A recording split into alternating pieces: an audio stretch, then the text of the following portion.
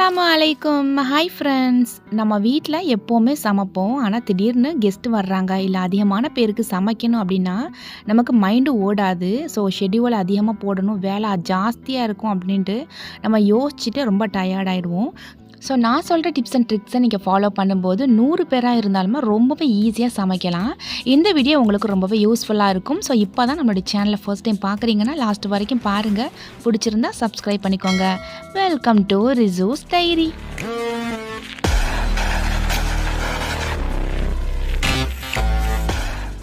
வீடியோக்குள்ளே போகிறதுக்கு முன்னாடி ஒரு சின்ன ரீகேப் ஒன்று பார்த்துட்டு வந்துடலாம். போன வருஷம் செப்டம்பர் 21 அன்னைக்குன்னு நம்ம ரிசூஸ் ஆர்கானிக் பிஸ்னஸ் நான் ஸ்டார்ட் பண்ணேன். நம்மளுடைய first product skin whitening face pack தான். ஸோ ஃபேஸில் இருக்கக்கூடிய பிரச்சனைகள் எல்லாமே தீர்க்கிறதுக்கான ஒரு ப்ராடக்டாக கொடுக்கணும், அதுவுமே யூனிக்காக இருக்கணும் அப்படின்னு நினச்சி பார்த்து உங்களுக்காக ஃபர்ஸ்ட் டைம் இந்த ப்ராடக்ட் நான் லான்ச் பண்ணேன். என் ஃபர்ஸ்ட் டைம் பிஸ்னஸ் ஸ்டார்ட் பண்ணுறோம், இது எப்படி நடக்கும் ஏது நடக்கும்னு எனக்கு எந்த ஒரு பயமே என் மனசில் இல்லை. ஏன்னா நான் கான்ஃபிடென்ட்டோடு இதை நான் ஸ்டார்ட் பண்ணேன். ஆனால் நான் ரிசல்ட் கொடுக்கும்னு நினச்சேன். பட் இந்த அளவுக்கு ரிசல்ட் கொடுக்கும் அப்படின்னு நான் நினச்சி கூட பார்க்கல.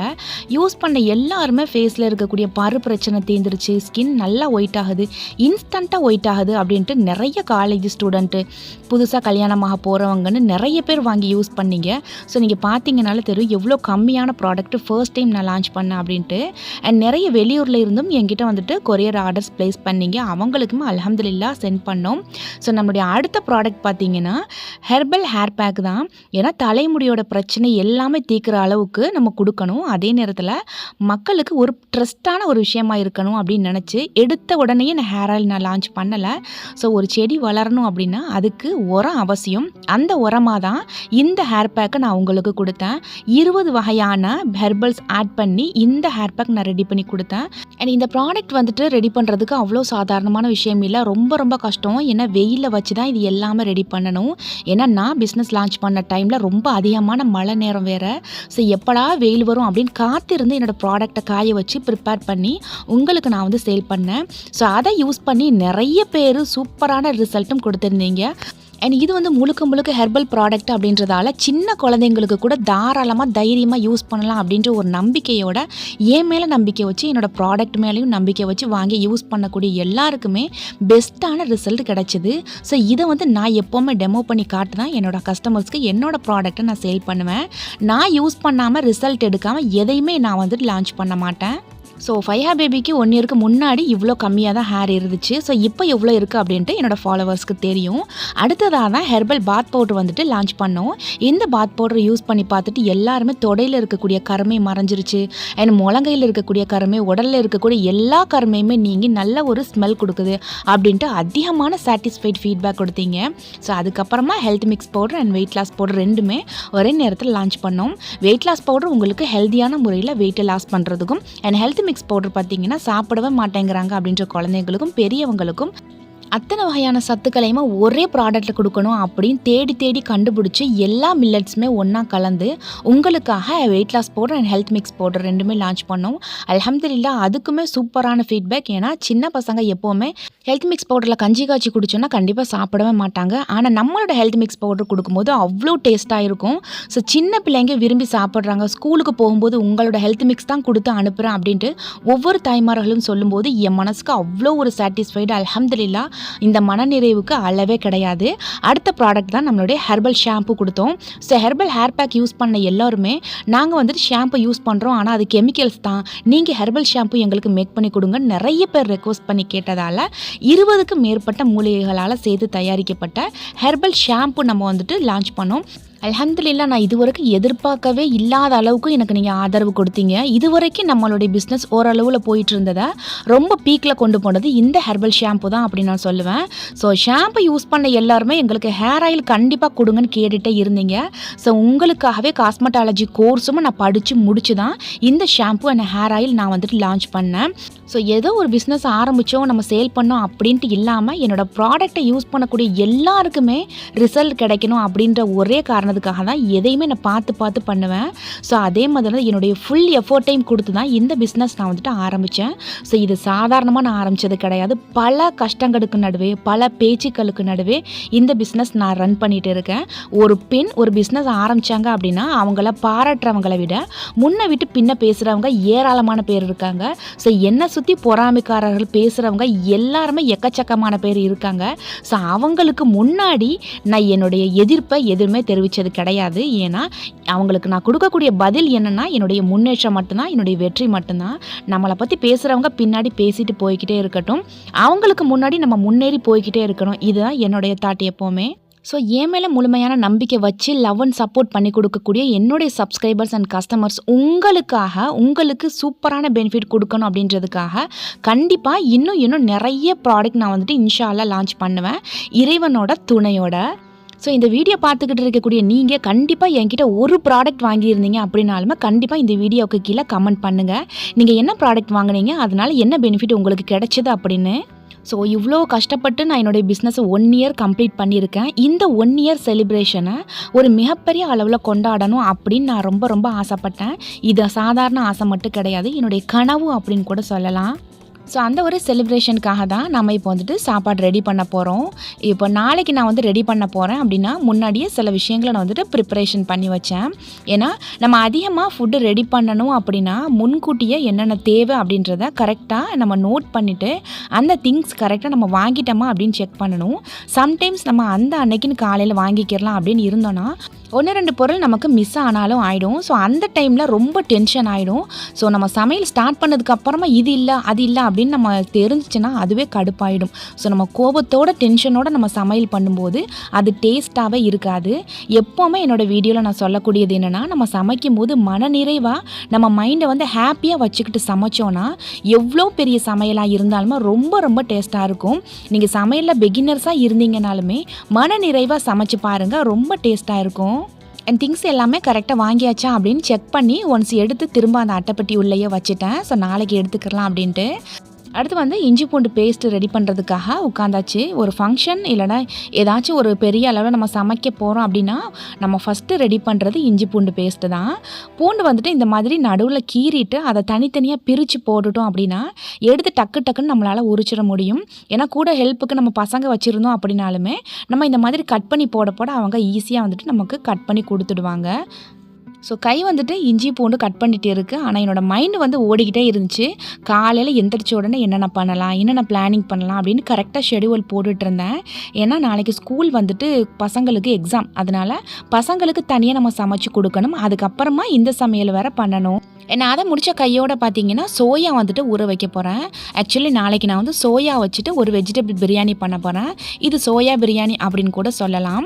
ஸோ தண்ணி வந்துட்டு நல்லா சூடு பண்ணி இந்த சோயாவில் ஊற்றி விட்டுட்டு ஒரு 2 நிமிஷம் அப்படியே நம்ம மூடி போட்டு மூடிட்டோன்னா சீக்கிரமாக ஊறிடும். ஏன்னா இது ஃப்ரை பண்ணி எடுக்கணும். ஸோ நாளைக்கு இதை ஊற வச்சு ஃப்ரை பண்ணுறது இன்னும் வேலை அதிகம். அதனால் முன்கூட்டியே அதை ரெடி பண்ணி வச்சுட்டேன். அடுத்து வந்து பச்சை பட்டாணி பச்சையாக வாங்காமல் இது வந்துட்டு காஞ்ச பட்டாணியாக வாங்கிட்டேன். அதனால் இதை நைட்டே ஊற வச்சிடலாம் அப்படின்ட்டு அதையுமே தண்ணி ஊற்றி நல்லா அலசிட்டு மூடி வச்சுட்டேன். வெந்நீர் ஊற்றி வச்சதால சோயா வந்து நல்லா ஊறிடுச்சு. ஸோ அதுக்கு டைம் வந்துட்டு 2 நிமிஷம் மட்டும்தான். அதுக்கப்புறமா தண்ணி ஊற்றி நல்லா 2-3 டைம் நல்லா மிக்ஸ் பண்ணிவிட்டு பிழிஞ்சு தனியாக எடுத்து வச்சுக்கிறேன். அதில் வந்துட்டு மசாலா போட்டு மிக்ஸ் பண்ணிடலாம். இஞ்சி பூண்டு பேஸ்ட்டு 1.5 டீஸ்பூன் சேர்த்துக்கிறேன். 1/2 டீஸ்பூன் அளவுக்கு மிளகாய் தூள், 1/4 டீஸ்பூன் அளவுக்கு மஞ்சள் தூள், கொஞ்சமாக காஷ்மீர் மிளகாய் தூள் கலருக்காக சேர்த்துக்கிறேன். அடுத்து சிக்கன் 65 மசாலா பார்த்திங்கன்னா கொஞ்சமாக சேர்த்துக்கிறேன். அடுத்து தேவையான அளவு உப்பு, இது மட்டும்தான் சேர்த்துருக்கேன். இது கூட தயிர், லெமன் எது வேணாலும் சேர்த்துக்கலாம். பட் நான் வந்துட்டு சேர்க்கலை. இந்த ஒரு ஃப்ளேவரே போதும். ஏன்னா நம்ம வந்துட்டு வெஜிடபிள்ஸ் போட்டு வெஜிடபிள் பிரியாணியோட ஃப்ளேவர் கூட இந்த ஃப்ளேவர் கலக்கும் போது டேஸ்ட்டு நல்லா தான் இருக்கும். அதனால் மைல்டான மசாலா தான் போட்டேன். ரொம்ப அதிகமான மசாலா நான் போடலை. அவ்வளோதான். ரெடி பண்ணி மூடி போட்டு ஃப்ரிட்ஜில் நான் வைக்க போகிறேன். இதை வந்துட்டு நாளை காலையில் எடுத்து வெளியில் வச்சுக்கலாம். ஸோ இஞ்சி பூண்டு பேஸ்ட்டு கட் பண்ணி எடுத்துகிட்டு அதை ஒரு 2-3 டைம் நல்லா தண்ணியில் வாஷ் பண்ணிவிட்டு அதை அரைச்சி எடுத்துக்கிறேன். இஞ்சி பூண்டு வந்துட்டு 1 கிலோ இஞ்சி 1 கிலோ பூண்டு எடுத்துக்கிட்டேன். அதனால் 3 பேட்சாக பிரித்து அதை வந்துட்டு நல்லா அரைச்சி எடுத்துக்கிறேன். ஸோ நாளைக்கு காலையில் தான் நமக்கு தேவைப்படுது. அதனால் இதை நான் ஃப்ரிட்ஜிலலாம் வைக்கலை, வெளியில் தான் இருந்துச்சு. ஃப்ரெஷ்ஷாகவே நம்ம அரைச்சி வச்சோம் அப்படின்னா நெக்ஸ்ட் டே வரைக்கும் இஞ்சி பூண்டு பேஸ்ட்டு இருக்கும். அண்ட் இந்த கிளிப் பார்த்தீங்கன்னா மார்னிங்லேருந்து எடுக்க ஸ்டார்ட் பண்ணியாச்சு. ஸோ நேற்று ப்ரிப்பரேஷன் எல்லாமே முடிச்சாச்சு. ஸோ இன்றைக்கி பிள்ளைங்களுக்கு காலையில் ஸ்கூலுக்கு இறால் போட்டு பிரியாணி மாதிரி ரெடி பண்ணி கொடுத்தேன். ஸோ இறால் பிரியாணிக்கு கொஞ்சமாக தேங்காய் பால் சேர்த்து பண்ணும்போது நல்லாயிருக்கும். ஸோ கொஞ்சமாக அரிசி சேர்த்து விசில் குக்கர்லேயே வச்சு எடுத்துட்டேன். ஸோ டக்குன்னு விசில் குக்கரில் ஒரு 2 விசில் வச்சுட்டு ஓப்பன் பண்ணி பார்த்தோம் அப்படின்னா நமக்கு சீக்கிரம் வெந்துடும். ஆனால் அந்த விசில் எடுக்காமலேயே அப்படியே விட்டுட்டோன்னா அதுலேயே நல்லா தம் போட்ட மாதிரி ஆகிடும். நான் வந்துட்டு வெயிட் பண்ணாமல் விசில் அடித்து முடித்த உடனே ஸ்டவ் ஆஃப் பண்ணிவிட்டு நான் ஓப்பன் பண்ணிட்டேன். அதனால லைட்டாக கொஞ்சம் தண்ணியாக இருக்கிற மாதிரி ஃபீல் ஆச்சு. ஸோ மறுபடியும் ஒரு லோ ஃப்ளேமில் போட்டு இன்னும் 2 விசில் அடித்ததுக்கப்புறமா ஓப்பன் பண்ணி பார்த்துட்டேன். இப்போ நல்லா கரெக்டான ஒரு பதத்துக்கு வந்துச்சு. ஸோ ஒரு இறால் பிரியாணி ரெடி ஆகிடுச்சு. இறால் வந்து பெரிய இறாலாக இருந்ததால் சும்மா குட்டி குட்டி பீஸாக கட் பண்ணி போட்டேன். அதனால் உங்களுக்கு வீடியோவில் அவ்வளோவா இறால் தெரியாது. இதுக்கு சைட் டிஷ் வந்துட்டு ஒரு முட்டை தான் அவிச்சு வச்சேன். ஸோ இந்த அளவுக்கு சிம்பிள் போதும். ஏன்னா ஆல்ரெடி நம்ம நிறைய வேலை பார்க்கணும் அப்படின்றதால. ஸோ பசங்களை வந்து ஸ்கூலுக்கு அனுப்பி முடிச்சுட்டு அடுத்து மறுநாள் வந்துட்டு கிச்சனுக்கு வந்துட்டேன். இன்றைக்கி 50 பேருக்கு நம்ம சமைக்க போகிறோம். அதனால முட்டை வந்துட்டு அவிய போடணும். நிறைய முட்டை நம்ம ரெடி பண்ணுறோம் அப்படின்னா அதை கொதிக்க வைக்கும்போது 1-2 முட்டை வந்து உடையிறதுக்கு சான்சஸ் இருக்குது. அதனால தண்ணி வந்து நல்லா கலகலன்னு கொதிக்கிற மாதிரி வைக்கக்கூடாது. ஸோ லோ ஃப்ளேம்லேயே இருக்கிற மாதிரி இருந்துச்சுன்னா சீக்கிரமாக முட்டை வெந்துடும். அதே நேரத்தில் முட்டை உடையாமலும் இருக்கும். அதனால காலையிலேயே ஒரு 7:30க்கெலாம் முட்டையை அடுப்பில் வைக்க ஸ்டார்ட் பண்ணிட்டேன். ஸ்டார்டிங்கில் வந்துட்டு ஹை ஃப்ளேமில் தான் இருந்துச்சு. லைட்டாக குட்டி குட்டி பபிள்ஸ் வந்ததுக்கப்புறமா நான் வந்து லோ ஃப்ளேமில் வச்சுட்டேன். அது அப்படியே சிம்லேயே இருந்துச்சு. நைட்டே நம்ம வந்துட்டு பச்சை பட்டாணி ஊற வச்சிட்டோம். அதனால் நல்லா ஊறிடுச்சு. ஸோ இதை வந்து ஒரு குக்கருக்கு மாற்றிட்டு ஒரு 3 விசில் நல்லா வச்சுட்டு அதுக்கப்புறமா ஒரு 2 நிமிஷம் லோ ஃப்ளேமில் போட்டு எடுத்துட்டோன்னா நமக்கு நல்லா சாஃப்டாக நமக்கு பச்சை பட்டாணி ரெடி ஆகிடும். ஸோ அதுக்கு லைட்டாக உப்பு போட்டு அதையுமே மூடி போட்டு வச்சிடுறேன். அடுத்ததாக சோயா வந்து நம்ம நைட்டே மசாலா எல்லாமே பெரட்டி வச்சிட்டோம். ஸோ அது வந்துட்டு சில்லாக இருந்துச்சு. அதனால் கொஞ்சம் நேரம் எடுத்து வெளியில் வச்சிட்டோன்னா அந்த சில்னஸ் வந்துட்டு போனதுக்கப்புறம் ஃப்ரை பண்ணி எடுத்துடலாம். அடுத்து ஒரு மூடி தேங்காய் வந்துட்டு காலையிலே உடச்சிட்டு அதில் கொஞ்சமாக பால் எடுத்து பசங்களுக்கு இறால் பிரியாணி பண்ணி கொடுத்துட்டு ஒரு 3/4 வாசி தேங்காய் வச்சுருந்தேன். அதை வந்து பால் எடுத்து தனியாக வைக்க போகிறேன். நம்ம வந்துட்டு பண்ணக்கூடிய வெஜிடபிள் பிரியாணியில் தேங்காய் பால் அதிகமாக சேர்த்துட்டோம் அப்படின்னா அது வந்துட்டு ஒரு மாதிரி தேங்காய் சோறு மாதிரி போயிடும். ஸோ அந்த ஃப்ளேவர் வந்து லைட்டான ஒரு ஸ்வீட்னஸ் கிடைக்கணும் அப்படின்றதுக்காக இந்த ஒரு தேங்காய் பால் சேர்க்குறோம்.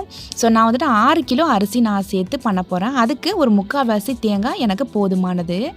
வெஜிடபிள்ஸ் கட் பண்ணுற வேலை வந்துட்டு 5 டேடி எடுத்துக்கிட்டாங்க. ஸோ அதுக்கு நிறைய வெங்காயம் தக்காளி எல்லாமே கட் பண்ணணும். ஸோ ஃபுல் அண்ட் ஃபுல் அது வந்து அவங்க கட் பண்ணிகிட்டு இருந்தாங்க. நான் வந்துட்டு சோயாவோட அந்த சில்னஸ் எல்லாமே குறைஞ்சிருச்சு. ஸோ அதை வந்து ஃபுல்லாக ஃப்ரை பண்ணி எடுக்கணும். சோயா பார்த்திங்கன்னா ஒரு 500 கிராம் சோயா வந்துட்டு 2 பேக்கெட் போட்டு நான் ஃப்ரை பண்ணி எடுத்தேன். முட்டை நல்லா கொதிச்சிருச்சு. அதாவது கலகலன்னு கொதிக்கலை. லோ ஃப்ளேம்லேயே வச்சுட்டு அதை அப்படியே ஸ்டவ்வை ஆஃப் பண்ணி வச்சுட்டேன். அது அப்படியே இருக்கட்டும். காலிஃப்ளவர் வந்துட்டு கட் பண்ணி வெந்நீரில் போட்டு அதாவது வெந்நீரில் வந்துட்டு கொஞ்சமாக உப்பு போட்டு மிக்ஸ் பண்ணி அதில் கொஞ்சம் நேரம் போட்டு அதையுமே எடுக்கணும். ஸோ ஒரே நேரத்தில் 2 வேலையுமே பண்ணிக்கிட்டு இருந்தேன். அரிசி காலையிலேயே ஊற வச்சிடலாம். ஆனால் ரொம்ப நேரம் ஊறிடுச்சு அப்படின்னா சோறு வந்துட்டு ஒரு மாதிரி குழஞ்ச மாதிரி போயிடும். அதனால் நான் சோறுக்கு எப்போ தாளிக்க போகிறனோ அதுக்கு கொஞ்ச நேரத்துக்கு முன்னாடி தான் அரிசி மொத்தமாக எடுத்து கழுவிட்டு தண்ணி ஊற்றி லைட்டாக ஊற வைக்க ஸ்டார்ட் பண்ணேன். பச்சை பட்டாணி வந்துட்டு நல்லா வெந்துடுச்சு. அண்ட் காலிஃப்ளவருமே கம்ப்ளீட்டாக க்ளீன் பண்ணி எடுத்தாச்சு. கத்தரிக்காய் வந்துட்டு கட் பண்ணி கொடுத்துட்டாங்க. இப்போ கத்தரிக்காய் தொக்கு வைக்க ஸ்டார்ட் பண்ணிடலாம். எண்ணெய் நல்லா தாராளமாக சேர்த்துட்டு வெந்தயம் ஒரு 3 ஸ்பூன் சேர்த்துக்கிறேன். பூண்டு வந்து ஒரு கை நிறைய பூண்டு நல்லா தட்டி கூட சேர்த்துட்டு ஸ்டார்டிங்லேயே நான் தேவையான அளவு உப்பு சேர்த்துக்கிறேன். அந்த வெங்காயம் வந்துட்டு லைட்டாக கண்ணாடி பாதம் வந்ததுக்கப்புறம் தக்காளி சேர்த்து மிக்ஸ் பண்ணிடலாம்.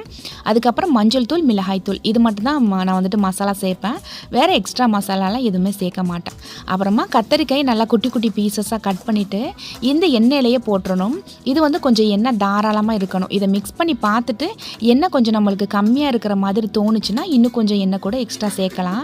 நான் வந்துட்டு சோயா ஃப்ரை பண்ண எண்ணெயை இது கூடவே சேர்த்துட்டேன். அது வீடியோவில் ஆட் ஆகலை. அடுத்ததாக ஒரு பெரிய சட்டியில் நான் வந்துட்டு வெஜிடபிள் பிரியாணி பண்ண ஸ்டார்ட் பண்ணிட்டேன். இதில் வந்துட்டு ஒரு 1 லிட்டர் அளவுக்கு நான் தேங்காய் எண்ணெய் அடுத்து சமையல் எண்ணெய் நெய் 3மே சேர்த்து மிக்ஸ் பண்ணி இது கூட நான் சேர்த்துக்கிட்டேன். ஸோ பட்டை கிராம்பு ஏலக்காய் டவுன் பண்டா இலை அடுத்து வெங்காயத்தை சேர்த்துட்டு நல்லா கொஞ்சம் பொன்னிறமாக வரணும். அதுக்கப்புறமா தான் தக்காளி சேர்க்கணும். ஸோ தக்காளி லைட்டாக மேஷ் ஆனதுக்கப்புறம் இஞ்சி பூண்டு பேஸ்ட்டு நான் சேர்த்துட்டேன். அது வீடியோவில் மிஸ் ஆகிடுச்சு. அடுத்து வந்து பிரியாணி மசாலா சேர்த்துட்டு காஷ்மீர் மிளகாய்த்தூள் சேர்த்துட்டேன். வீட்டு மிளகாய்த்தூள் வந்துட்டு கொஞ்சம் கம்மியாக தான் சேர்த்தேன். ஏன்னா காரம் அதிகமாக வைக்க வேணாம் அப்படின்ட்டு. இது நல்லா மிக்ஸ் ஆனதுக்கப்புறமா தயிர் சேர்த்துக்கிட்டேன். நார்மலாக நம்ம வந்துட்டு சிக்கன் பிரியாணி பண்ணுறோம் அப்படின்னாலுமே லைட்டாக கறி மட்டும் வாஷ் பண்ணி சேர்த்துடலாம், ஈஸி. ஆனால் இது வெஜிடபிள் பிரியாணி அப்படின்றதால ஒவ்வொரு காய்கறியிலுமே கரெக்டாக பார்த்து பக்குவமாக வேக வைக்க வேண்டியது வேக வைக்கணும். இந்த மாதிரி எல்லாமே சேர்த்து மிக்ஸ் பண்ணியாச்சு. ஸோ தண்ணியுமே சேர்த்தாச்சு. அந்த 3/4 தேங்காய் இருந்துச்சு இல்லையா, ஸோ அதையும் சேர்த்து மூடி போட்டு மூடிட்டேன். அது ஒரு சைடு அடுப்பில் வெந்துட்டு இருக்கட்டும். இன்னொரு சைடு வந்து முட்டை நல்லா தண்ணியில் சேர்த்து மிக்ஸ் பண்ணி எடுத்துட்டு அதையுமே சைடில் உரிச்சு வச்சுட்டேன். கூட வந்து அம்மா ஹெல்ப்புக்கு வந்திருந்தாங்க. இது வந்துட்டு கத்தரிக்காய் தொக்கு வந்துட்டு நம்ம புளி ஊற்றுறதுக்கு முன்னாடி அந்த கத்தரிக்காய் நல்லா வெந்துடுச்சான்னு பார்க்கணும். வெந்துடுச்சு அப்படின்னா நான் புளி கரைச்சி அது கூட சேர்த்துட வேண்டியதான். இதை ஊற்றிட்டு மிக்ஸ் பண்ணிவிட்டு ஒரு பாதி மூடி தேங்காயை நல்லா பேஸ்ட் பண்ணி இது கூட சேர்த்து மிக்ஸ் பண்ணிட்டேன். அவ்வளோதான். ஸோ இது நமக்கு ரெடி ஆகிடுச்சு. அரிசி நம்ம சேர்த்து நம்ம மூடி போட்டு வச்சுருந்தோம். லைட்டாக கொஞ்சம் அந்த தீ எல்லாத்தையுமே பிரித்து விட்டுட்டோம் அப்படின்னா கொஞ்சம் லோ ஃப்ளேம்லேயே இது எரிஞ்சிட்ருக்கட்டும். இது பெரிய அளவில் பண்ணுறதால கேஸ் அடுப்பில் பண்ண முடியாது, அதனால விறகடுப்பில் தான் பண்ணோம். ஸோ ஃபைனலாக இந்த மாதிரி லைட்டாக கொஞ்சம் அந்த அரிசி எல்லாமே 3/4 பதத்துக்கு வந்ததுக்கப்புறமா புதினா மல்லி நல்லா தூவி எடுத்துட்டு நெய் வந்துட்டு மேலே நான் வந்துட்டு ஊற்றிடுறேன். ஆல்ரெடி தாளிக்கும் போது நம்ம அதிகமான அளவு நெய் சேர்த்தோம். ஸோ ஃபைனலாகவும் கொஞ்சம் சேர்த்துட்டோன்னா நல்லா வாசனையாகவும் இருக்கும். தீ வந்துட்டு நல்லா ஃபைனலாக நல்லா பிரித்து விட்டுக்கிடலாம். கொஞ்சமாக கங்கு எடுத்துகிட்டு அந்த மூடி மேலேயே போட்டு வச்சுக்கிடலாம். அதாவது நம்ம நல்லா தம் போட்டு வச்சிட்டோன்னா அரிசி வந்துட்டு நல்லா மலர்ந்து வந்துடும், ரொம்ப சாஃப்டாகவும் இருக்கும். ஸோ இது ஒரு சைடு ரெடி ஆகிட்டு இருந்ததுக்கப்புறம் நான் வந்துட்டு ஃப்ரை பண்ணி எடுத்துகிட்டு வந்தால் அந்த சோயாவுமே இது கூட சேர்த்துக்கிறேன். ஸ்டவ் வந்துட்டு அதாவது அடுப்பு வந்து ஆஃப் பண்ணதுக்கு அப்புறமா தான் அந்த சோறு மேலே அந்த சோயா போடணும். அப்போ தான் லைட்டான ஒரு க்ரன்ச்சினஸ் நமக்கு கிடைக்கும். அவ்வளோதான். அல்ஹம்துலில்லாஹ் தீ எல்லாத்தையுமே தனியாக பிரித்து எடுத்தாச்சு. ஸோ ஃபைனலாக நமக்கு சாப்பாடு ரெடி ஆகிடுச்சு. வெஜிடபிள் பிரியாணி, அப்புறம் அதுக்கு சைடிஷ் பார்த்திங்கன்னா முட்டை, கத்தரிக்காய் தொக்கு, வெங்காயம் சம்பல். ஸோ 3மே ரெடி பண்ணி எடுத்துட்டோம். ஸோ எல்லாத்தையுமே பேக் பண்ணிவிட்டு இப்போ நாங்கள் கிளம்பிட்டோம். பெரிய அளவில் செலிப்ரேஷன் பண்ணணும் அப்படின்னு நான் சொல்லியிருந்தேன். என்னை பொறுத்தவரை இதுதான் பெரிய அளவில் செலிப்ரேஷன். இந்த ஒரு இடத்துக்கு போகிறோம். ஸோ அங்கே போகிறதுக்கு ஃபைஹா பேபி ரொம்ப ஆசைப்பட்டாங்க. இன்றைக்கி எக்ஸாம் அப்படின்றதால ஸ்கூலுக்கு போயிட்டு எக்ஸாம் எழுதி முடிச்சதுக்கப்புறமா ஃபைஹா டேடி போய் கூட்டிகிட்டு வந்தாங்க. இந்த வீடியோ பார்க்குற சில பேருக்கு இது பெரிய விஷயமா தெரியலாம், இன்னும் சில பேருக்கு இது ஒரு சாதாரணமான விஷயம் தானே, இது எதுக்கு வீடியோவில் போடணும் அப்படின்னு கூட நினைப்பீங்க. இது ரொம்ப நாளாக நான் பண்ணணும்னு நினச்ச விஷயம். இந்த இடத்துக்கு போய் சாப்பாடு கொடுக்கணும் அப்படின்றது என்னோட ஆசை. இது வீடியோவில் சொல்லணுன்றது கூட ஒன்றும் அவசியம் இல்லை. இருந்தாலுமே நம்ம உதவி செய்கிறது, ஒரு கை செய்கிறது இன்னொரு கைக்கு தெரியக்கூடாது அப்படின்றது ஒரு வகை. இன்னொன்று, நம்ம செய்யக்கூடிய உதவியை பார்த்து ஒரு 4 பேர் செஞ்சாங்க அப்படின்னாலுமே அதுவும் மிகப்பெரிய நன்மை. அந்த ஒரு மோட்டிவில் தான் இந்த விஷயத்தை நான் வீடியோவில் நான் ஷேர் பண்ணுறேன். ஏன்னா நானுமே இந்த ஒரு விஷயத்த பல வீடியோக்களை பார்த்துருக்கேன். ஸோ இவங்கெல்லாம் பண்ணுறாங்க, அப்போ இப்படியும் ஒரு உதவி பண்ணலாம் அப்படின்ற ஒரு மைண்ட் எனக்கு அப்போ தான் தோணுச்சு. ஸோ ஒவ்வொருத்தவங்களோட வீடியோ பார்த்து தான் ஒவ்வொரு விஷயம் நமக்கு தோணும். இந்த இடம் பார்த்திங்கன்னா வழுதூர் அப்படின்ற ஒரு ஊரில் தான் இருக்குது. இங்கே வந்து மன வளர்ச்சி குன்றிய குழந்தைகள் இருக்காங்க. ஸோ இங்கே ஒரு 50 பேருக்கு சாப்பாடு கொடுக்கறதுக்காகத்தான் இவ்வளோ மெனக்கெட்டு பண்ணிட்டு வந்தோம். அல்ஹம்துலில்லாஹ். எனக்கு சொல்கிறதுக்கு வார்த்தைகளே இல்லை. என் மனசு முழுக்க அவ்வளோ ஒரு சந்தோஷம் நிறைஞ்சு போயிருந்துச்சு. நான் மிகப்பெரிய வெற்றி அடைஞ்சதாக நான் வந்துட்டு ஃபீல் பண்ணேன். ஏன்னா லைஃப்லேயே ஃபஸ்ட் டைம் நான் அந்த ஒரு விஷயத்த பண்ணுறேன் அப்படின்றது எனக்கு வந்து ரொம்ப பெரிய விஷயமாக தான் தோணுச்சு. ஏன்னா அங்கே போய் நின்னதுக்கப்புறம் அவங்க சாப்பிடும்போது, நமக்காக அவங்க ப்ரே பண்ணும்போது எனக்கு கண்ணு நிறைய கண்ணீர் தான் வந்துச்சு. எனக்கு அவ்வளோ ஒரு அழுகை என்னால் கண்ட்ரோல் பண்ணவே முடியலை. என்னங்க வாழ்க்கை அப்படின்னு தான் தோணுச்சு. சும்மா அடுத்தவங்களை பற்றி பேசுகிறது, அடுத்தவன் அப்படி பண்ணுறான் இப்படி பண்ணுறான் அப்படின்ட்டு சொல்லிட்டு போகிறோம். ஆனால் அதையும் தாண்டி வாழ்க்கையில் எவ்வளவோ விஷயங்கள் இருக்குது. நம்மளுடைய உதவிக்காக இயங்கக்கூடிய ஜீவங்கள் எத்தனையோ ஜீவன்கள் இருக்குது. அவங்களுக்கு உதவக்கூடிய அளவில் இறைவன் நம்மளை வச்சுருக்கான் அப்படின்னு நினைக்கும் போது நம்ம லைஃப் லாங் இறைவனுக்கு நன்றி செலுத்தினாலும் அதுக்கு ஈடே ஆகாது. ஸோ உங்களால் முடிஞ்ச உதவிகளை உங்களுடைய ஊருக்கு பக்கத்தில் இருக்கக்கூடிய இந்த மாதிரி கஷ்டப்படக்கூடியவங்களுக்கு கண்டிப்பாக உதவி பண்ணுங்கள். நம்ம வீட்டில் பர்த்டே பார்ட்டி, கல்யாண ஃபங்க்ஷன், அது இதுன்னு எவ்வளவோ நம்ம காசு செலவு பண்ணுறோம். நிறைய ஃபுட்டை நம்ம வந்து வேஸ்ட் பண்ணுறோம். ஆனால் இந்த மாதிரி கஷ்டப்படக்கூடியவங்களுக்கு நம்ம கொடுக்கக்கூடிய உதவி மிகப்பெரிய அளவில் உதவியாக இருக்கும். ஸோ கண்டிப்பாக இந்த வீடியோ பார்த்து ஒரு அவேர்னஸ் கிடைக்கும், நீங்களும் உதவி பண்ணுவீங்க அப்படின்னு நம்பி இந்த விஷயத்த உங்கள் கூட நான் ஷேர் பண்ணுறேன். அல்ஹம்துலில்லாஹ், ரொம்ப சந்தோஷம்.